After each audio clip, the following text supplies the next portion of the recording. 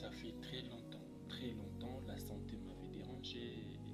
Certains m'ont écrit tout ça. Et pourquoi je ne poste plus des vidéos, pourquoi je ne prêche plus la parole. Il y a beaucoup de raisons, mais avant d'aller loin, prions d'abord. Seigneur Jésus, nous te disons un grand merci encore pour cette occasion que tu nous donnes de partager ta parole. Car ta parole donne la vie, car ta parole c'est la seule chose, c'est le seul pain que l'homme a besoin. Je me laisse encore entre tes mains, Seigneur, bénis ces moments. Laisse que la parole de ces temps soit bénéfique pour tout et chacun de nous. Dans le nom de Jésus-Christ, notre Seigneur et Sauveur. Amen. Ok, je suis encore très content, comme je disais. Je suis le berger John Lepila Makengele. Je suis l'un des pasteurs assistants du pasteur Dominique Ngoy. Et je suis très reconnaissant. J'ai dit très reconnaissant au Seigneur parce que la santé m'a dérangé presque 2 ans. Et le Seigneur m'a rétabli pendant ces moments de la maladie, quand j'étais encore dans ma bouche. De la maladie, bien sûr, je réfléchissais sur les choses du Seigneur, comment les choses de Dieu évoluent, comment il y avait beaucoup de questions que nous aurons l'occasion de partager dans beaucoup de vidéos, qui Dieu nous laisse encore son souffle de vie dans nos narines et je pense que nous allons partager la parole. Et pendant que j'étais malade, j'ai réfléchi dans beaucoup de choses. L'une des choses qui m'a poussé à réfléchir, c'est comment les gens gênent, prient, mais apparemment les seigneurs ne prêtent pas trop attention. Ça paraît comme ça. Les gens font des jeûnes de 3 jours, des jeûnes d'Esther, des gens prennent font des jeûnes de 7 jours, les gens font des jeûnes de 21 jours, 40 jours même, 100 jours même. Mais c'est comme si le Seigneur est indifférent. Alors, je suis tombé dans Ésaïe 58. J'aimerais qu'on partage. Prenez un peu vos Bibles. Moi aussi, j'ai ma Bible. Ok, je suis dans le livre d'Ésaïe, Ésaïe 58. Voilà, Ésaïe 58. Actuellement, nous avons tous des téléphones Android et des Bibles électroniques. Mais les Bibles en papier, c'est toujours nécessaire parce que dans les téléphones Android, il y a beaucoup d'histoires, d'autres qui sont sales. On le mélange, on le laisse auprès de la Bible. Mais avec ça, je pense que c'est un peu différent. Alors, dans le livre d'Ésaïe, les seigneurs, c'était le peuple, on peut dire des chrétiens, qui se posaient des questions. Mais on gêne, on prie, on se prive, on fait beaucoup de choses. Mais pourquoi les seigneurs ne s'intéressent pas trop? Pourquoi? Donc, c'est comme si c'était un procès. Si vous lisez Ésaïe 58, verset 1 à 6, c'est comme un procès. Les peuples sont en train, pour ne pas dire, en train d'accuser les seigneurs, que malgré tout ce qu'ils font, les seigneurs ne prêtent pas beaucoup attention. Alors, les seigneurs aussi, comme vous savez, des fois, il n'a pas la bouche dans ses poches. Il a parlé, il a dit, mais oh, vous vous posez des questions, pourquoi? Vous me priez, vous gênez, mais je ne vous réponds pas. Alors, vous posez des questions, c'est comme si vous faites des jeûnes à la façon que moi je désire. Donc, on peut dire, une femme a préparé la nourriture et elle s'est plainte, mais mon mari ne mange pas comment. Le mari ne mange pas comment. Je prépare, je me brille, il y a des huiles qui sautent sur moi, des choses comme ça.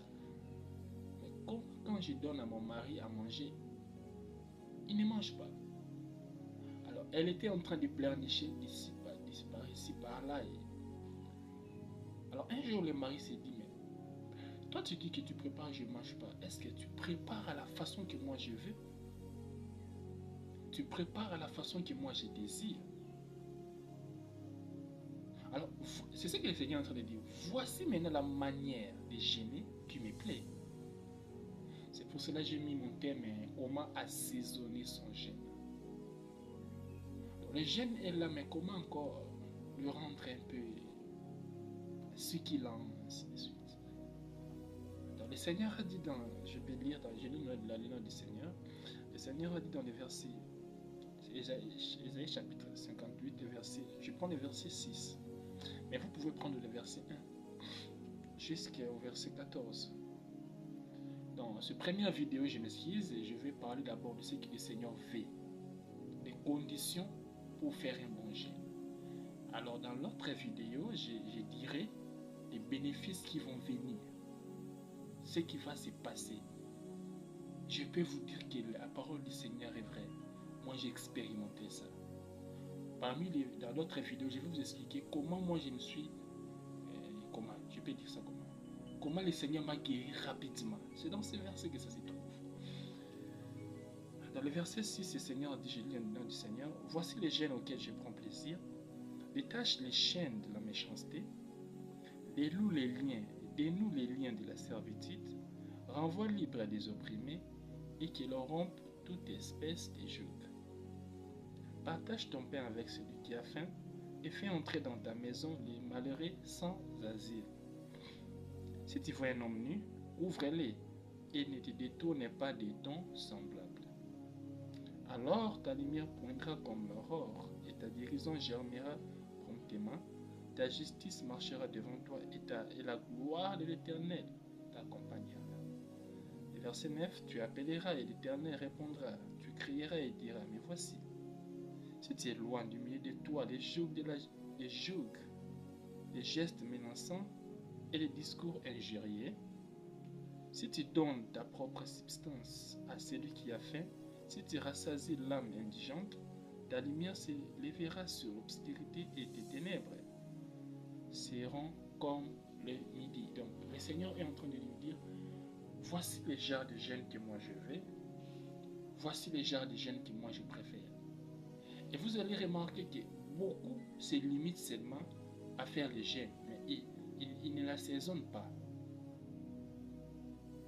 Vous jeûnez, vous vous privez de quelque chose. Je n'ai pas le temps de revenir sur les jeûnes parce qu'on vous a déjà enseigné ça. Vous avez lu ça dans la Bible. Même le Seigneur a recommandé les vrais jeûnes. Vous voyez?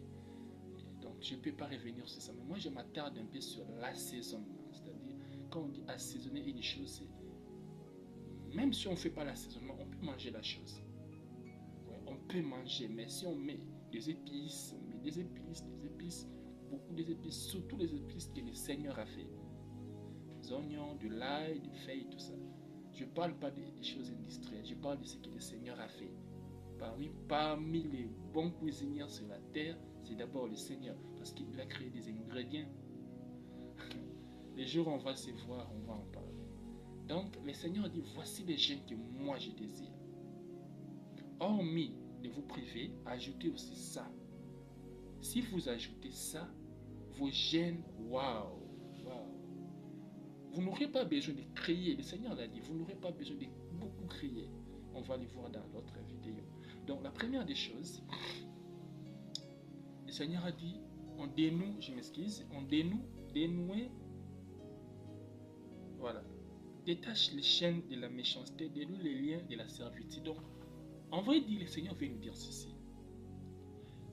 Ce que lui voit et il pense que c'est un vrai jeûne, c'est lorsque nous enlevons dans la vie d'une personne le poids qui est sur sa vie.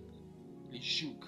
Les jougs, c'est un peu comme on peut les contextualiser en disant que ce sont des menottes. Pas forcément des menottes, mais quelque chose qui empêche quelqu'un d'avancer. Voilà. Donc la première des choses, si vous voulez que le Seigneur agrée votre jeûne, que vos jeûnes soient puissants, vous devez regarder tout autour de vous, dans vos familles, dans la maison, dans vos entourages, chez les voisins, je ne sais pas où, mais qu'importe. Regardez qu'est-ce qui empêche un homme, pas forcément un chrétien, quelqu'un de votre tribu ou de votre ethnie, non, ou votre compatriote, mais toute personne que le Créateur a créée.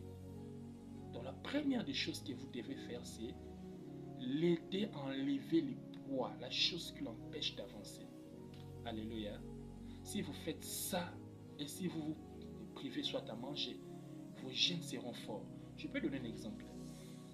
Quelqu'un a votre dette, vous voyez, c'est une charge qui est sur sa vie. Donc il peut, s'il attrape seulement de l'argent, il doit vous... C'est normal, il a votre dette. Mais le Seigneur, de son point de vue, voit que c'est une charge dans sa vie. Donc si vous annulez la dette d'une personne, le Seigneur voit ça comme un bon gène. Ou si vous diminuez ou vous supprimez la dette d'une personne, le Seigneur pense que c'est ça le vrai gène. Allons encore plus loin. Si vous, exemple, vous payez les loyers d'une personne, les décharges, c'est-à-dire la personne n'arrive pas à payer les loyers ces mois-là, mais vous êtes en mesure de les donner ou de payer les loyers pour lui. Donc, ça, c'est le vrai gène. Vous avez à lever un joug sur ses épaules. Il n'arrive pas à donner à manger à ses enfants. C'est une charge. Mais lorsque vous donnez à manger à ses enfants, le Seigneur pense que c'est ça le vrai gène. Donc, tout ce qui empêche les gens d'avancer, le Seigneur attend que vous puissiez les aider. Donc, si je peux me résumer, quand vous voyez une personne en train de souffrir, je ne sais dans quoi et sur quoi, et que vous l'aidez à se décharger de cette souffrance, vous répondez aux besoins pour atténuer ou enlever sa souffrance, le Seigneur pense que ça, c'est un vrai gène. Exemple, trouver du travail pour quelqu'un. Il est chômeur, il n'a pas un travail, il souffre, il a des besoins. Mais lorsque vous trouvez un travail pour lui, le Seigneur pense que c'est ça le vrai gène. Donc vous l'avez déchargé de beaucoup et dans beaucoup de choses.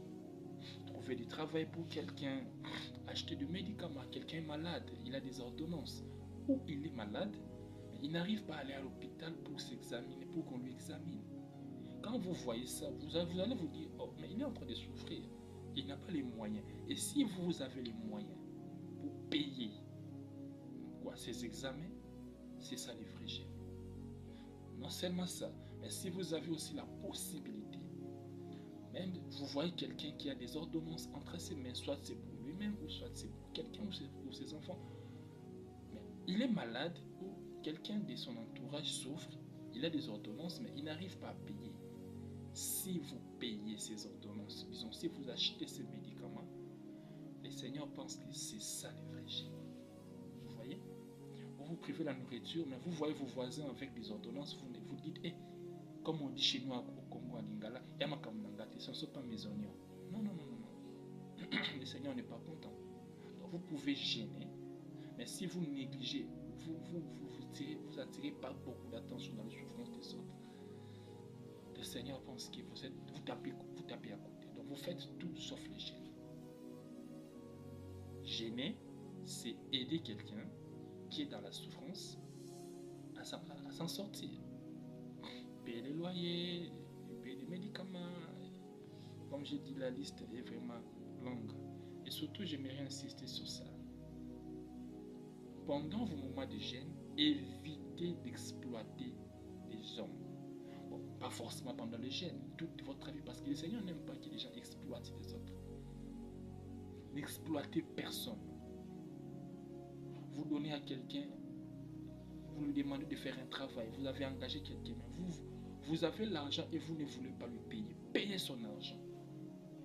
Payez vos dettes. Vous avez des dettes, vous devez le payer. N'exploitez personne. Le salaire d'un ouvrier, le Seigneur n'aime pas les gens qui retiennent les salaires des autres. Payez les salaires. N'exploitez personne. Pendant vos moments de gêne, et je suis tenté de dire, non seulement pendant vos moments de gêne, mais même dans la vie normale, dans la vie courante. Quand vous exploitez les gens, vous faites que les gens puissent seulement profiter de leur talent, de leur intelligence, profiter de leur capacité. Et vous leur donnez pas leur dû. Ça, c'est exploiter les gens et le Seigneur n'est pas content. Vous pouvez bien vous habiller, venir à l'église, mais lorsque vous faites ça, le maître n'est pas content, le maître n'est pas d'accord. Alléluia. Donc, je nous conjure, s'il vous plaît, détache les liens et ne faites pas souffrir les autres. Je m'excuse. Ne faites pas souffrir les autres. Que votre vie ne soit pas un obstacle pour les autres. Alléluia. Avançons. Le Seigneur nous dit encore que le vrai gène selon lui, c'est donner du pain à ceux qui sont en famille. Je ne sais sais pas si je dois encore vous faire des photos par rapport à ça. Mais le Seigneur veut que lorsque vous gênez, vous puissiez partager le pain. J'aime ce que mon père, Kabouya, Dominique Ngoy, fait pendant les moments de jeûne. Il fait vraiment ça. Dans notre église, les centres évangéliques de la résurrection, pendant les moments de jeûne, on prépare, on donne la nourriture à ceux qui ne sont pas en mesure de manger après les jeûnes. Donc le Seigneur est content de ça. Partagez votre nourriture. Partagez-la. Peut-être vos voisins ne mangent pas comme vous. À la place de les critiquer, de se moquer de je ne sais pas quoi. Pourquoi ne pas les appeler, les donner? Les enfants du voisin ne mangent pas bien. Ils ont des manques pour manger, tout ça. Donnez-leur à manger, bien aimé. Donnez-leur à manger. Partagez votre nourriture. Le Seigneur dit encore que le vrai jeûne selon lui, c'est partager vos habits. Vous êtes là en train de vous moquer de ceux qui n'ont pas à se mettre. S'il vous plaît, si vous voulez faire un bon jeûne par rapport selon le Seigneur, il faut partager ses habits. Allez dans votre garde-robe, dans vos valises. Il y a des habits que vous ne portez pas. Jésus et Jean-Baptiste nous ont dit qu'il faut partager sa tunique. Celui qui a 2 tuniques, il doit donner un à celui qui n'en a pas. Vous voyez, il n'a pas dit que c'est ceux qui ont 2 valises. Non, ils ont dit ceux qui ont 2. Donc, c'est-à-dire, s'il donne, il va rester avec un. Et moi, je pense que Jean-Baptiste et le Seigneur nous ont dit ça. Parce que quand vous avez 2 chemises, vous donnez un à l'autre, le ciel va pouvoir. N'est-ce pas que Jésus a dit, il a posé la question aux apôtres, il leur a dit, allez dans les évangéliser. Il leur a dit, n'apportez rien, n'amenez rien. Mais les apôtres sont allés évangéliser. Mais un jour, il leur a posé la question, lorsque je vous avais envoyé sans rien à la main, avez-vous manqué? Ils ont dit, Seigneur, nous avons manqué de rien. Où est-ce qu'ils ont trouvé tous les substances, les habits, la nourriture? Ils ont trouvé ça dans les champs de l'évangélisation. C'est pour dire, lorsque le Seigneur vous dit que vous avez 2 chemises, vous donnez un à l'autre, le ciel, je vais dire ça, va se débrayer pour remplacer ce que vous avez donné. Mais je doute fort que vous avez 2 chemises. Vous avez des malles, des valises, je ne sais pas quoi, beaucoup d'habits que vous ne portez pas. Partagez vos habits, s'il vous plaît. Partagez les habits. Partagez les habits. Les habits que vous pouvez vous-même porter. Ce ne sont pas des habits usés, non. Partagez des habits que vous pouvez vous-même porter. C'est très important, peuple de Dieu. Et voyez, ma soeur, vous avez beaucoup de babouches, beaucoup de sandales. Vous avez beaucoup de sacs que vous ne portez plus. Beaucoup de manteaux que vous ne portez plus. Pourquoi ne pas donner aux autres? Ne vendez pas. Oh non, moi j'avais acheté ça avec de l'argent. L'argent que le Seigneur vous a donné. Oh non, berger John, l'argent que le Seigneur m'a donné, mais j'ai travaillé. Qui vous a donné la force de travailler? La santé que vous avez travaillé? N'est-ce pas le Seigneur? Donc à la place de vous moquer des autres, moi je pense que vous devez partager. Il y a des téléphones que vous n'utilisez pas. Vous voyez, il y a des téléphones, vous avez des nouveaux téléphones, tout ça. Mais vous avez déclassé. Pourquoi garder beaucoup de téléphones dans vos garde-robes? Qu'est-ce que j'ai dit? Dans vos armoires? Pendant que vous connaissez des gens qui n'ont pas de téléphone de bonne qualité. Partagez vos téléphones, partagez vos sacs, partagez vos babouches, vos sandales, vos chaussures que vous ne portez pas. Partagez. C'est-à-dire, je vais dire quoi? Vous avez des histoires que vous n'utilisez plus, mais qui seront très utiles à d'autres personnes. Selon le Seigneur, si vous donnez ça aux gens, c'est ça le vrai jeûne. C'est ça le vrai jeûne. Donc, si vous privez de quelque chose, et en même temps, vous faites ce que je vous dis, vous partagez vos substances aux autres, bien aimé, c'est ça le vrai jeûne. amen. Ok. Le Seigneur a encore dit, il faut donner de l'abri aux asiles. Vous pouvez aider les gens, comme j'ai dit. Quelqu'un n'a pas où aller, il cherche des garanties locatives, il cherche, je ne sais pas comment vous appelez ça chez vous, des cautions. Il n'en a pas. Lorsque vous donnez à quelqu'un des garanties, c'est-à-dire vous lui avez donné une maison. Donc le Seigneur veut que vous puissiez aider les gens à ne pas vivre sous la belle étoile, d'une manière ou d'une autre. J'aimerais encore aller encore plus loin. Lorsque le Seigneur dit mettez dans vos maisons les gens sans asile, il veut aussi dire les gens qui dorment chez vous, est-ce qu'ils dorment dans des conditions confortables? Est-ce qu'ils ont un lit confortable? Est-ce qu'ils ont des draps confortables, des oreillers confortables? Ils dorment dans de bonnes conditions. Si vous dormez dans de bonnes conditions, mais certaines personnes dans votre maison dorment dans de mauvaises conditions, c'est tout sauf un gêne. Votre maison, votre chambre est bien décorée, bien équipée. Je m'excuse, mais la chambre des enfants, des personnes qui sont sous votre responsabilité ne sont pas comme la vôtre. Donc le Seigneur va encore plus loin pour dire, non seulement loger les gens qui n'ont pas là où habiter, mais il y a des ceux qu'on va bientôt chasser parce qu'ils ne payent pas les loyers. Si vous avez la possibilité de parler avec son bailleur, faites-le. C'est donner à quelqu'un asile. Si vous pouvez payer l'argent-là qu'il faut pour que la personne ne soit pas chassée de la maison, payez-les. Le Seigneur pousse encore les bouchons plus loin pour dire que les gens qui dorment dans votre maison ou qui sont dans vos responsabilités, vous devez veiller à ceux qui vivent dans de bonnes conditions, dans une confortabilité qui apparente la vôtre. Ok. Pour ça, vous pouvez lire Proverbe 3 à 27, Matthieu 6, 2 à 3.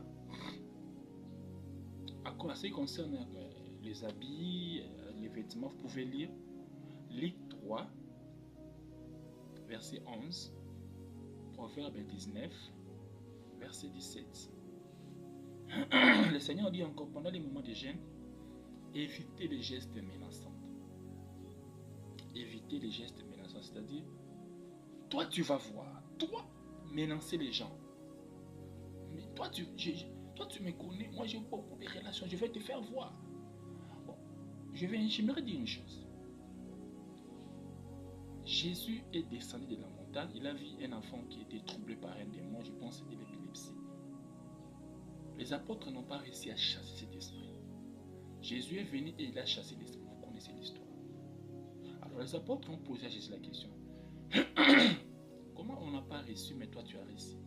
Jésus leur a dit que ces genres de démons ne sortent que par des jeûnes et des prières. Mais peut-être moi je n'ai pas vu plus loin, vous avez vu. La Bible ne nous montre pas là où Jésus gênait. Qu'est-ce que je veux dire par là? C'est possible d'avoir une vie de jeûne tous les jours.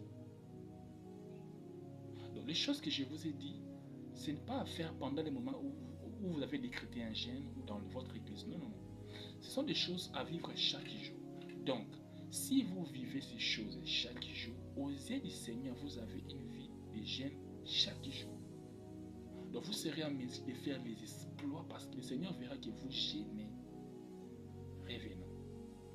Le Seigneur dit, pendant des moments de jeûne, il faut éviter des gestes menaçants, provocations, intimider les gens par rapport à votre titre, à votre niveau. Moi, je ne peux pas parler avec vous parce que vous n'êtes pas à mon niveau. Moi, je ne peux pas. Moi, je ne peux. Le Seigneur ne veut pas ça. Intimider les gens ou, comment je peux dire ça? Dire des paroles blessantes. Vous savez, la parole a une puissance que vous ne pouvez pas imaginer. Vous ne pouvez pas imaginer. Un jour, j'ai fait un rêve et j'ai vu des gens en train de me lapider. J'ai partagé ça avec mon père Dominique Ngori. Il m'a dit une chose que j'ai aimée. Il a dit, bon, ce n'est pas forcément le pierre qui te sert.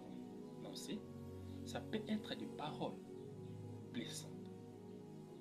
Donc le Seigneur t'a montré que les choses que les gens vont te jeter vont te faire très mal. Peut-être te blesser, voilà. Donc de paroles blessantes, des paroles qui blessent, en train d'intimider les autres, de les menacer. Le Seigneur n'aime pas ça. Parce que lui, il était mieux placé, mais il n'a menacé personne sur la terre. Il pouvait utiliser son niveau.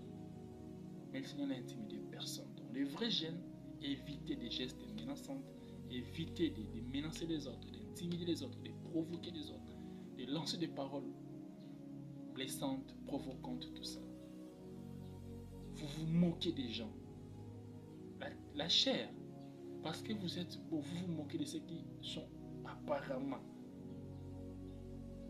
vilains. C'est pas bon. Le vrai gêne, c'est éviter de menacer les autres, éviter d'intimider les autres, éviter d'humilier les autres. Mais si vous gênez, vous pouvez de la nourriture, je ne sais pas quoi, mais vous injuriez les autres, vous les menacez, vous vous moquez d'eux. Je pense que vous faites tout sauf un bon gêne. Querellez, vous vous querellez, vous vous insultez, vous vous calomniez les autres, vous portez des faux témoignages. Pendant que vous gênez, vous insultez. Pendant que vous gênez, vous calomniez, vous vous querellez. Mais le Seigneur ne considérera pas votre gêne. Il va voir que c'est vraiment de tout sauf un vrai gêne. Donc, pour conclure, parce que je vais parler dans l'autre vidéo, le peuple de Dieu était en train de reprocher au Seigneur qu'il gêne, il prie, mais le Seigneur ne fait pas trop attention. Alors le Seigneur leur dit, non, j'ai fait attention, mais il y a des choses que vous faites pendant vos moments de gêne que j'aime pas. Alors le Seigneur a commencé à leur expliquer. Mettez ces ingrédients dans vos moments de gêne et je vais vous écouter. Dans l'autre vidéo, la partie B, je vais vous expliquer. Je serai un peu long. Donc vous devez éviter des choses. Si je peux me résumer. 1. Vous devez aider les créatures du Seigneur, les hommes, à sortir de leurs problèmes, de ce qui les dérange. Quelqu'un a des problèmes, si tu seras en mesure, tu peux l'aider. La Bible dit dans Exode, si tu vois ton ennemi, l'âme de ton ennemi, si je ne me trompe pas, tomber dans un trou, tu vas venir l'aider à le décharger. C'est ce que le verset dit. L'enfant du voisin, on le chasse à l'école parce qu'il ne paye pas. C'est une charge. Si vous êtes en mesure, faites-le. Vous pouvez même aller vendre quelque chose ou emprunter quelque part pour aider. Si vous faites ça par rapport au Seigneur, c'est ça le vrai gêne. Partagez vos habits, vos affaires que vous n'utilisez pas, même ce que vous utilisez. La Bible a dit des chemises. Vous en avez beaucoup. Cherchez qui en a besoin, partagez. Avant de partager, priez d'abord parce que le monde est ce qu'il est. Priez et partagez. Partagez la nourriture, les habits, évitez des gestes menaçants, d'intimider les autres, injurier les autres, quereller. Il y a beaucoup de choses. Si vous faites ça, je vous dis, je vous jure que les choses que je vais citer dans l'autre vidéo vont vous arriver. Que Dieu vous bénisse abondamment. Je pense que lorsque vous allez commencer à faire ou à mettre en pratique ces choses, je pense que le ciel vous sera favorable. Et vos moments de gêne, vos moments de prière seront des moments puissants, des moments bénissants. Je suis très content de partager encore la parole. Prions le Seigneur. Seigneur, un grand merci pour ces moments. Je laisse les bien-aimés entre tes mains. Si tu nous dis ces choses, c'est parce que tu veux que nous puissions bénéficier des choses qui viennent d'en haut. Seigneur, bénis encore ces instants. Donne-nous la force de mettre en pratique ces paroles. Laisse que ces choses, Seigneur, prennent chair. Donne-nous la force de gêner. Donne-nous la force de détacher les liens qui pèsent sur les autres. Donne-nous la force de partager nos pains, nos habits, d'aider les autres. Seigneur, aide-nous. C'est dans le nom de Jésus-Christ, notre Seigneur et Sauveur. Amen. Comme j'ai dit, je suis le berger John Lepila. Je suis l'un des pasteurs assistants dans la communauté, une grande communauté, le centre évangélique de la résurrection, qui est dirigé par le pasteur Dominique Ngoy. Que mon Dieu vous bénisse. Abonnez-vous à ma chaîne si vous le voulez, bien sûr. La chaîne, c'est la Megan TV. Et les numéros, vous les voyez, c'est en bas. Peut-être qu'il y a des questions, il y a des choses, des suggestions, là où je n'ai pas parlé, où je n'ai pas dit ce qu'il faut. En tout cas, vos remarques et vos suggestions seront les bienvenues. Que le Dieu du ciel vous soit favorable. Merci. Bye.